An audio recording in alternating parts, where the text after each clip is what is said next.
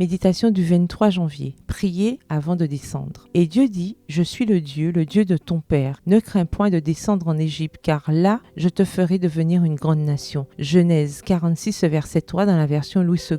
Jacob est descendu en Égypte pour retrouver son fils, mais s'est arrêté pour prier à Beersheba. Il quittait le pays où il avait prospéré et la promesse de devenir une grande nation pour descendre dans un pays étranger, lointain et inconnu. Avant de prendre une décision, priez. Vous devez changer de ville de résidence. Vous bénéficiez d'une mutation professionnelle. Criez à Dieu pour qu'il vous guide. Dans quel domaine de votre vie amorcez-vous aujourd'hui votre descente? Dans votre santé ou celle de vos proches? Dans vos changements hormonaux? Dans votre situation financière ou spirituelle? Dans votre relation de couple? Dans votre milieu professionnel? Dans votre bon témoignage? Dieu connaît vos peurs comme il connaissait celles de Jacob. Et ce qu'il a fait avec lui, il le fera avec vous. Ne faites pas un pas de plus dans votre descente. Arrêtez-vous et attendez jusqu'à entendre la voix de Dieu. N'aie pas peur, je descendrai avec toi. Jacob s'est arrêté à Beersheba, où se trouvaient des monuments et souvenirs de la foi de ses ancêtres. Là reposaient les dépouilles de son grand-père Abraham et de son père Isaac.